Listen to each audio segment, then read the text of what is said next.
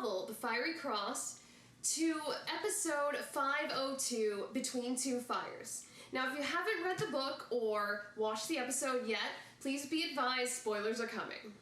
So the title, Between Two Fires, comes from a discussion that Jamie and Claire have. It's on page 234, 235, and Jamie says, "You see, at some point Tryon and the king will lose their power over me, but I dinna ken when that may be. At some point, the rebels will hold power, but I dinna ken when that may be. And in between," and then Jamie goes on to say, "Well, it's no as though I've never found myself walking between two fires before, Sassenach. I may come out of it a bit scorched around the edges, but I dinna think I'll fry." So Jamie feels like he's caught between two fires because being that Claire, Roger, and Bree are from the future and they know how history turns out, they have told Jamie that the Americans win the revolution. But at this point, Jamie has this land grant from the crown, which he doesn't want to lose. And not just for he and his immediate family, he has all these tenants, plenty of other Scottish people that he's taking care of, essentially, on his land grant. So he feels caught, not knowing when he should turn to the revolutionary side and how long he should stay on the crown side. Our episode opens in Hillsborough, and there's riots going on. And what I did not like at all in this episode was that we see Murtaugh leading these regulators, and he's the one encouraging everyone to tar and feather some people.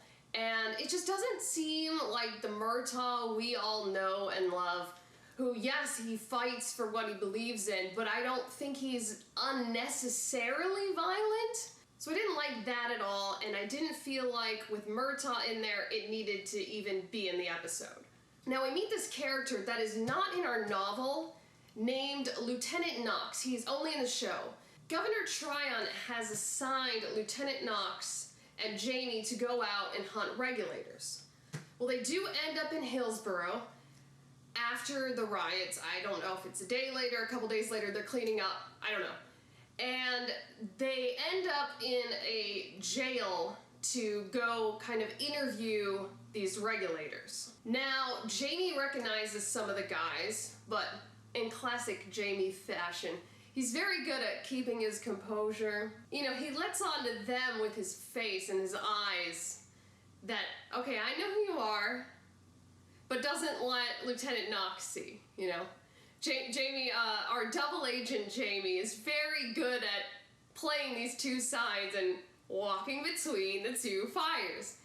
So he's trying to get the truth out of them from the crown's perspective, but actually he's more just wondering, is Murtaugh okay? And he's just doing his job the best he can while Lieutenant Knox is right there next to him. Now, the regulators that are there get a little riled up. They're mad at Jamie because they think he's a traitor to them, and to Murtaugh because he has land. But Lieutenant Knox lets it get to him, and he ends up killing one of the guys. Jamie's like, what did you just do? You just executed someone without trial. Jamie, who is always seeking justice, even though it may not be, the crown's justice or the revolutionaries' justice per se, Jamie's always seeking his own personal brand of justice. So out of these three regulators and the one that gets killed by Lieutenant Knox, Jamie goes there later to the jail at night and releases the other guys. So Jamie delivers his own brand of justice right there. So in our book and our show, there is a character mentioned named Dr. Rawlings. And Claire ends up sort of inheriting some of his equipment. I know in our novel, she specifically is always rewriting in his casebook, oh, he wrote some of these things. Oh, that's good information. And she adds to his casebook. And in our show, I don't know if they specifically do a close-up on it at this point, but at some point down the road, you do see a close-up of the medical kit and it has D. Rowling's on it that Claire is using.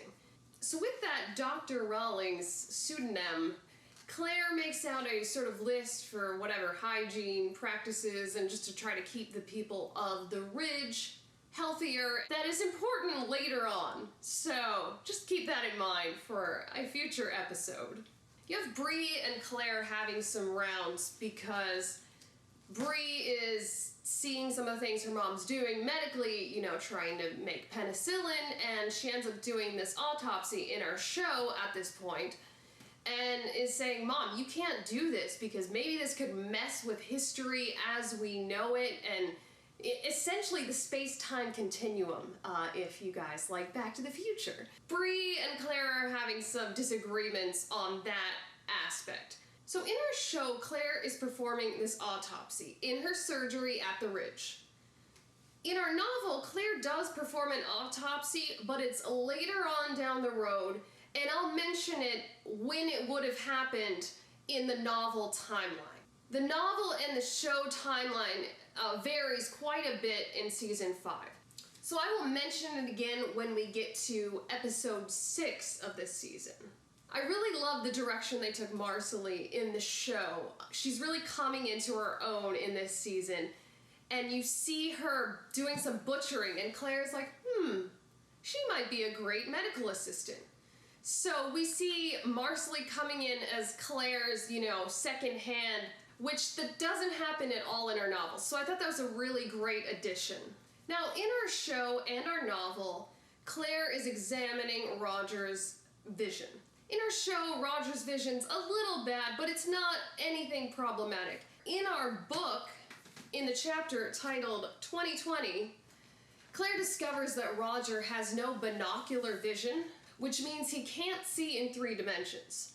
Which, with the war coming and needing to shoot and all of that, is quite challenging. That leads us to Bree and Roger's shooting lessons. Bree is a great shot, but Roger is not doing well.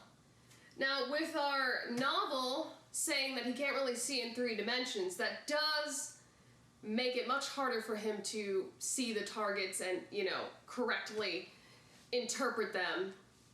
In our show, they took it a different way with having Roger, he's just not good at it. He can't shoot. He's a historian. He doesn't have these kind of warrior talents. He already feels like that Jamie doesn't respect him, and now he feels even worse because, Jamie gave him the title Captain Roger Mackenzie, and Roger's feeling like he's never going to be able to live up to that, especially if he has to go to war and, shoot people and fight them, and he can't even hit a target in the woods. So either way, in our novel and in our show, Roger's not a great shot. There is a very funny moment that I thought was really cute added to the show, and Roger brings up this thing called Tufty the Squirrel, and he says it's a British Smokey the Bear kind of character for road safety. You see Roger and Bree having some disagreements because Bree wants to stay in the past. She wants to stay with her mom and dad because that's her family. And Roger, he already can't shoot. They know the war's coming. He just feels like the future's gonna be so much safer. And maybe I would like our son to be in the little Tufty the Squirrel Club and not have to deal with these dangers of the past. And Bree says, well, here in the past, we don't have to worry about Jemmy getting hit by a car.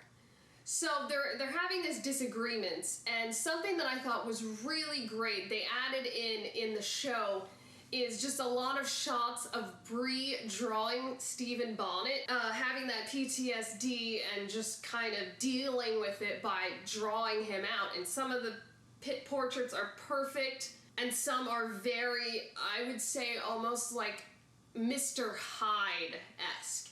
And I think it's really, really cool. It gave me chills.